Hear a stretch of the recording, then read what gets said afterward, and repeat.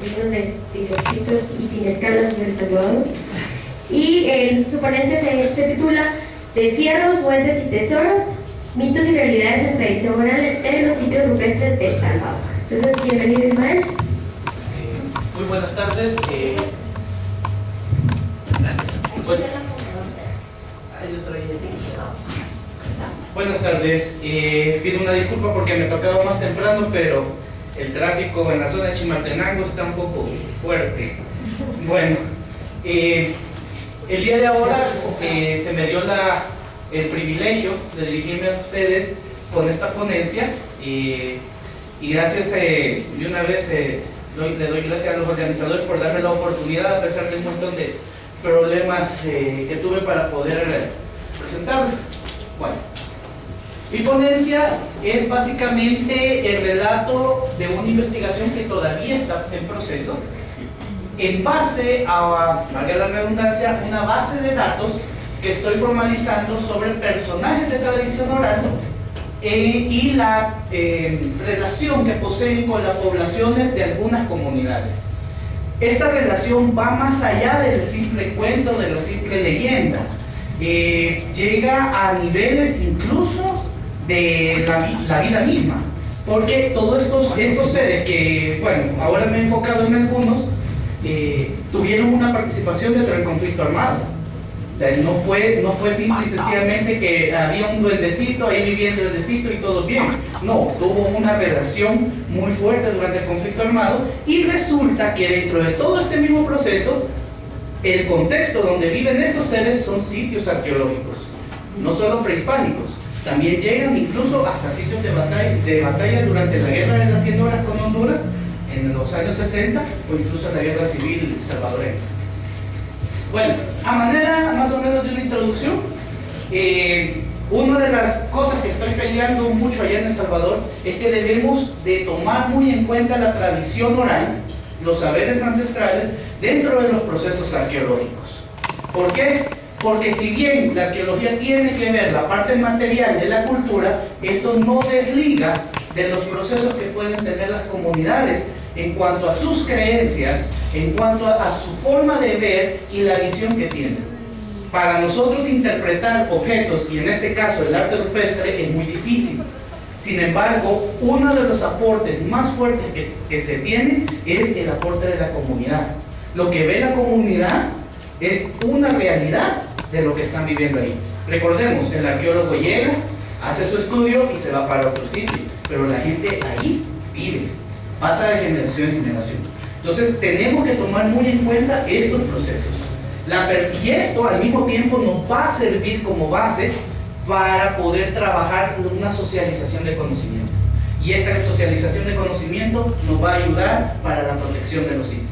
No es lo mismo llegar con lenguaje técnico y, como decimos en El Salvador, con patada en pecho, diciéndole a la gente, no dibuje aquí, no cabe aquí, no haga esto, y de repente empezamos, es que esta cosa es del periodo clásico tardío, del posclásico tardío, bla bla bla bla, estilo tal.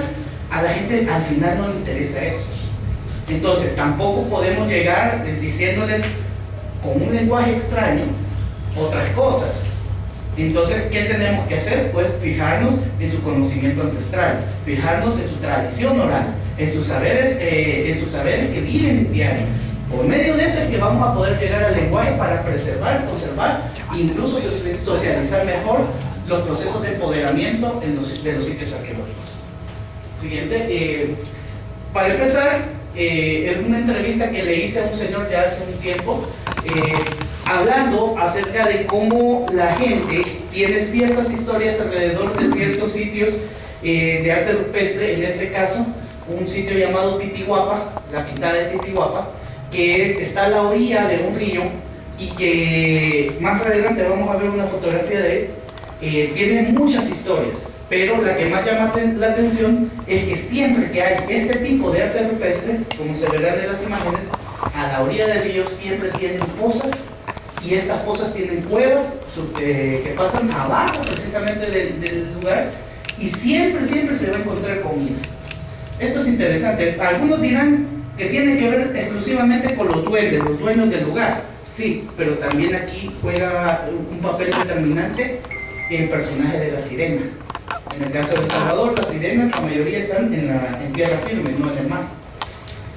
No traigo el mapa porque es de otra investigación, pero los que quieran, posteriormente se los puedo enviar. Bueno, sí. ¿Qué es El Salvador? Bueno, somos el país más chiquito del continente, 20.000 kilómetros cuadrados aproximadamente, 14 departamentos, 6 millones y ficha de habitantes, la densidad de habitantes más grande de América, y la población indígena en este momento es de un 10%. Resalto esto porque, siguiente, la población indígena después de 500 años se ha reducido a ciertos focos. Nosotros tenemos en la actualidad 3 culturas muy fuertes: la náhuatl, la lenca, de la familia Cotón, y la cacaupera. Lamentablemente los chortí ya básicamente ha desaparecido. La última hablante de chortí murió hace como 15 años. Entonces, pero el conocimiento de la cultura chortí está muy presente, sobre todo en la zona norte, en esta zona. Es más, mucha tradición oral habla acerca de migraciones que hubieron de esta zona hacia Guatemala, lo que actualmente es Jocotán. Bueno, recalco esto de los lencas y de los náhuatl porque hemos encontrado que hay mucha coincidencia con diferentes lugares que poseen estas mismas culturas en cuanto a la tradición oral. Antes de penetrar en esto, quiero dejar claro que el concepto de saberes ancestrales es un concepto que se viene manejando desde Sudamérica ya desde hace buen tiempo.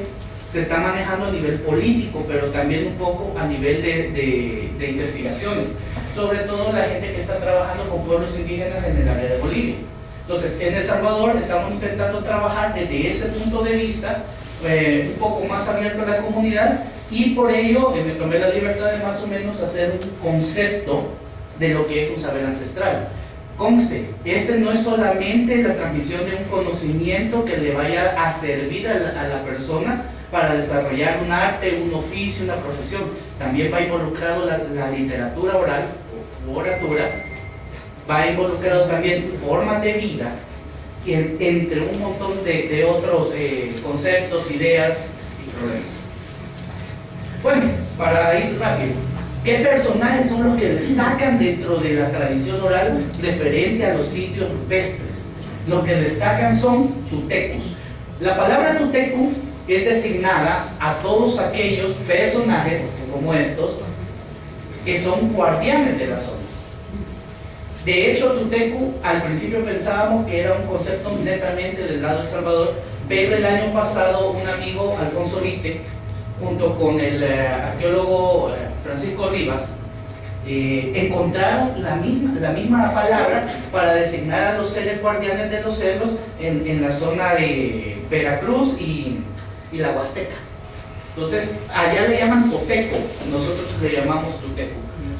Bueno, otro de los factores son los bultos humanos, son dorsos humanos, perdón, duendes, sirenas, carbuncos, que son luces que aparecen en los cerros, aves agogueras, en este caso el chompipe o pavo, en el caso de lo agoguero o el caso mágico, tiene también su nombre, es guanchaque.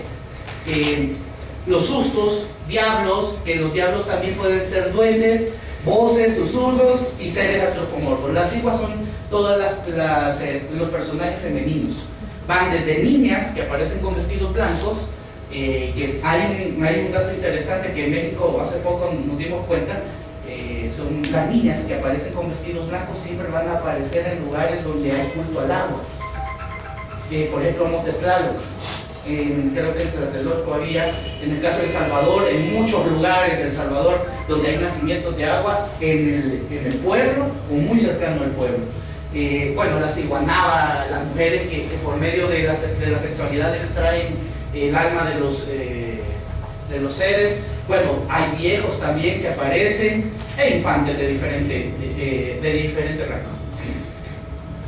¿Sí? ¿Cuál es el papel en sí? Como mencioné anteriormente, el tutecu es el que guarda el lugar. Traducido burdamente al español, la palabra tutecu quiere decir gran señor, guardián, el que protege. Aparece en casi todos los cerros Es muy diferente al concepto del dueño de la montaña. De hecho, el dueño de la montaña entra en esa categoría. Aparece en todos los contextos, desde prehispánico hasta incluso, como mencioné, en el conflicto armado. Tienen una interacción con la población, se puede llegar a hacer negociaciones con ellos, tratos, ya sea para proteger la comunidad o tratos personales. Y, por cierto, los tutecos descubrimos que no son individuos, sino que viven en comunidad. O sea, por ejemplo, los duendes, en este caso, hay duendes que determinan su comunidad a partir de lo que ellos hacen.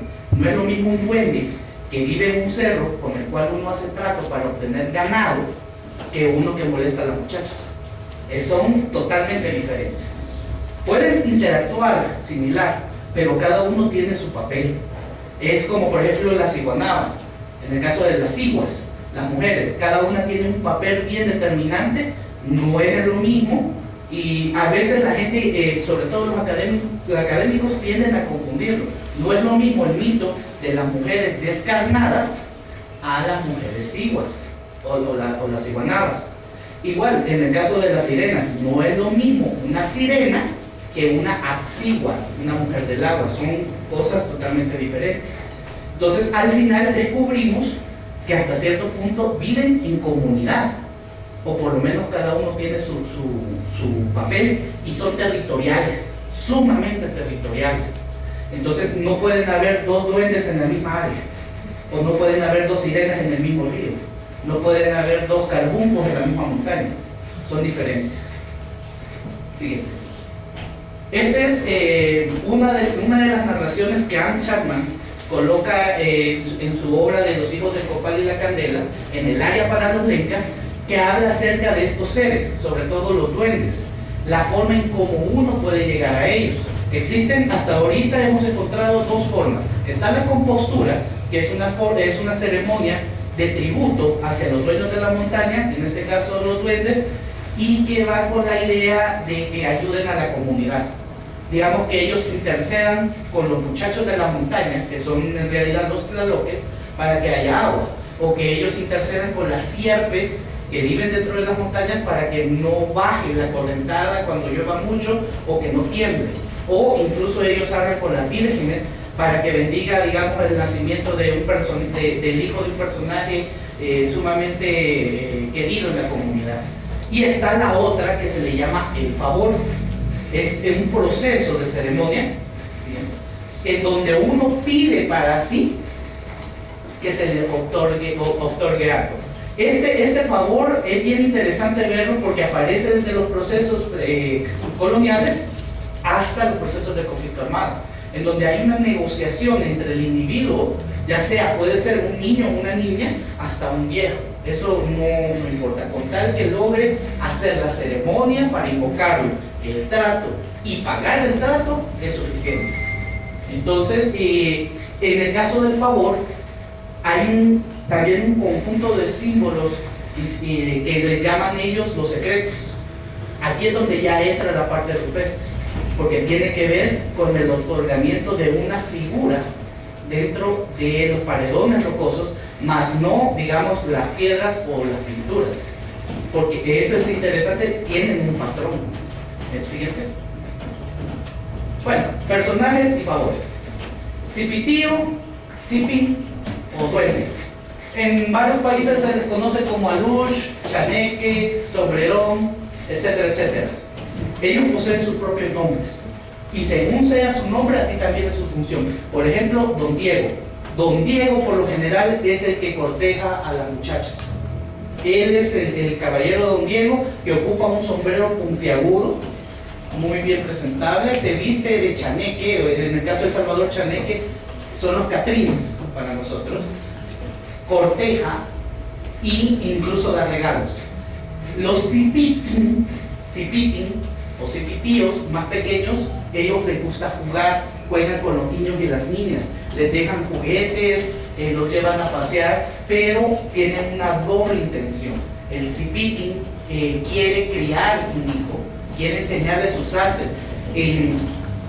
Una anécdota que logramos nosotros registrar fue de que durante el conflicto armado en la zona de Chalatenango, al norte del país, donde estuvo muy fuerte los combates, una señora perdió un hijo de 3 años. Pensó que el ejército lo había secuestrado, porque se acostumbraba mucho a eso que hiciera el ejército. Entonces, después de los acuerdos de paz, ella empezó a trabajar con la Asociación Pro Búsqueda para buscar a su hijo.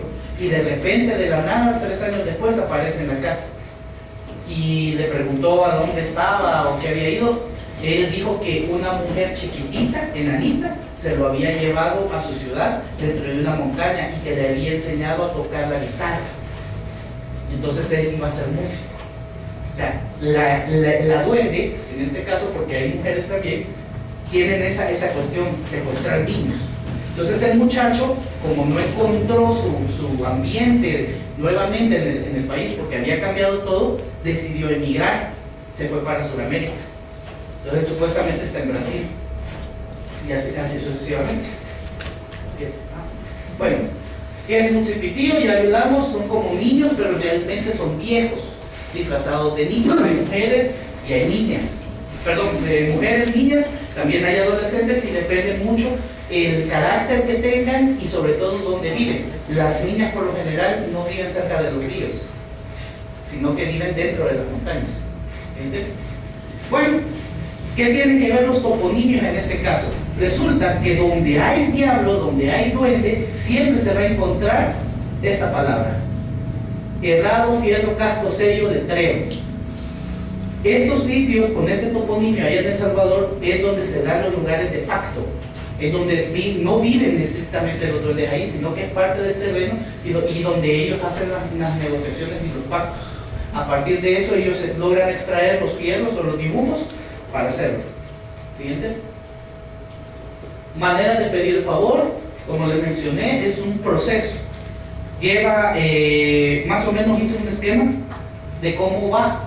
Ese proceso va en 4 pasos, que es la invocación a partir de un secreto, se hace la ceremonia. Este secreto tiene que ver mucho con ciertos árboles, sobre todo con el árbol de amate.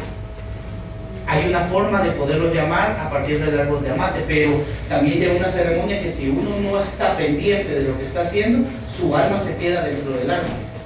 Bueno, hay una negociación en donde este ser le entrega, este ser hace una especie de diálogo para intentar ver qué intenciones tiene la persona.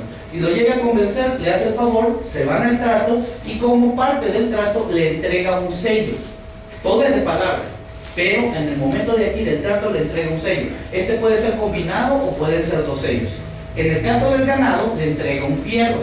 Ese fierro, el duende, al entregárselo, tiene la finalidad de que cuando el ganadero lleve sus reses al terreno donde está el duende, sepa identificar de quién es. Pero también el duende toma otro sello para él, porque parte del tributo es que los primeros becerros que tenga el ganadero se los entregue. Entonces le pone el sello del duende y resulta que al final el duende tiene su propio ganado. Esto se ve también en algunos mitos que tienen que ver con las vírgenes, sobre todo las vírgenes de ciertas cofradías, por ejemplo Santa Isabel. En el caso de la zona de Sonsonate, del occidente del país, la Virgen Santa Isabel tenía su propio ganado, tenía su propio sello. Entonces, ¿de dónde lo sacó? Si supuestamente no hay sitios rupestres cercanos. Pues resulta que no importa si son locales. Yo puedo viajar desde la frontera con Guatemala a la frontera con Honduras y veo un sitio de estos que tienen fierros, perfectamente puedo hacer el trato ahí y me llevo mi ganado para allá. Solo que a la fecha yo tengo que regresar con lo que le prometí. Bueno, y el cobro. Si no me pagas, te vas conmigo. Sí, siguiente. Bueno, más o menos una idea de todos los sitios de rupestre que tienen que ver con fierros, letreros y sellos.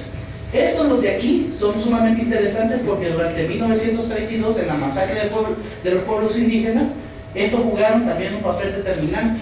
Ellos supuestamente hicieron que el volcán Izalco hiciera erupción para que hubiera una señal para el levantamiento.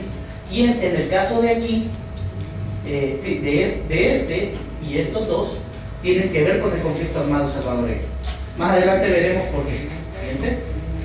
Bueno, parte de la simbología. ¿De dónde es la idea que son fierros? Bueno, estos son son dibujos de unos petroglavados que corresponden a la zona oriental de Salvador. Básicamente esta es una de las rocas donde se sacó parte de esos petroglavados. Y si ustedes pueden observar, sí tienen una característica bien interesante, que son dibujos que se cortan. O sea, no tienen una continuidad. O sea, están hechos adrede de esta manera. Entonces la gente los relaciona directamente con fierros. Siguiente. Aquí hay una muestra de fierros a partir de finales del siglo XIX, donde ustedes pueden ver que tiene cierta semejanza con los anteriores. Como les digo, esta investigación está en proceso. No se imaginan que es revisar diario por diario desde 1830 hasta la actualidad, buscando figuras que se asocien. Lamentablemente, por el conflicto armado, muchas alcaldías se destruyeron, las quemaron. Entonces los registros de los fierros no los tenemos. Entonces lleva un largo proceso. Siguiente. El Casco del Diablo. Este es un petrograbado sumamente interesante porque aparecen muchas comunidades en El Salvador, y resulta que esto señala caminos específicos de rutas coloniales, sobre todo los que le llaman caminos reales. Bueno, uno de los seres que les mencionaba, aparte de los duendes, es el carbunco, que son una serie de luces que se ven en las montañas. Muchos carbuncos viven dentro de estas rocas, sobre todo en aquellas rocas que sí tienen dibujos o iconografía bien clara. Entonces se da mucho, por ejemplo, en el caso del lago de Huija, que tiene un conjunto de más de 100 petroglavados, de 100 rocas con petroglavados, en donde aparecen estos carbuncos. Entonces es interesante porque estos son los únicos que dan oro. Pueden dar oro o pueden dar plata. Los duendes no dan oro ni plata, dan otras cosas. Entonces es interesante ver cómo la gente los puede relacionar con algunas figuras también de estos sitios. Siguiente. Bueno, la historia, esta es una muy recurrente en sitios arqueológicos también, perdón, de rupestre, donde hay figuras serpentinas. La zumbadora, a esta se le hace también un favor. Se pelea con esta serpiente, y si uno le gana sin hacerle daño, le entrega una piedrita con la cual uno puede pelear y no ser tocado. Durante el conflicto armado, este sitio precisamente se vio inundado de muchos combatientes de la guerrilla peleando con estas serpientes. Lleva todo un proceso para obtener la piedra y así que las balas no los tocaran durante la guerra. Siguiente. La tanuna, que es otro ser, igual se le hace un favor, se le pide que entregue una piedra, una saliva, un zacatillo, y la función de esta es poder enamorar al sexo contrario o a un ser querido. Lo interesante es que este petrograbado de esta misma zona se ha interpretado a nivel académico como un eclipse. Sin embargo, para la gente del lugar, esto es el rostro de una tanuna. Y de hecho, la base de este petrograbado tiene una especie de mesa de la misma roca, en donde se le ofrecía hasta antes del conflicto armado inciensos o incluso granos o cosas para que comer. Siguiente. Tacuzcalco, puse esta gráfica porque Tacuzcalco es un sitio sumamente importante para El Salvador. Tacuzcalco fue un sitio en la época del contacto, en donde Pedro de Alvarado peleó. Fue la segunda batalla que tuvo en territorio salvadoreño, y lo interesante es que en la actualidad la gente relaciona los cerritos, así le llaman las estructuras de este lugar, precisamente con cada uno de estos personajes. La tumba de un cacique, el guanchaque, que está ave zarada o de agüero, que la función de esta ave es denunciar donde hay violencia doméstica, duendes y una gallina de oro. Siguiente. Ya para finalizar esta parte, ¿qué es lo que tenemos que entender en la arqueología? Primero, que tradicionalmente siempre hemos tomado la tradición oral de manera muy superficial. Toponimia, o nos sirve para encontrar otros sitios, pero no vemos esa relación que poseen estos sitios. Por alguna razón tienen esos nombres, y es más, por alguna razón cambiaron también de nombres. Entonces, dentro de la propuesta de esta ponencia es que cuando nosotros vayamos a hacer investigación, tenemos que tener claro la observación de la relación de los sitios con la población local. Esto va a determinar claramente qué tipo de políticas de protección en base a la cosmovisión podemos nosotros implementar para proteger, conservar y difundir. Y esto al mismo tiempo nos puede ayudar a hacer una socialización del conocimiento. ¿Cuál es el objetivo de la socialización del conocimiento? No es informar, sino que empoderar a la comunidad de su patrimonio cultural. Si empoderamos a la comunidad, evitamos saqueo. Eso está bien demostrado. Y no solo evitamos saqueo, sino que podemos incluso hasta ayudarnos a nosotros mismos, porque así podemos llevar un mejor orden de los procesos de investigación y dejamos esa separación, ese divorcio entre arqueólogos y sociedad civil, porque lamentablemente estamos separados. Entonces, esto es lo que busca en sí toda la ponencia, de intentar llevar este mensaje de que tenemos que trabajar también con la población.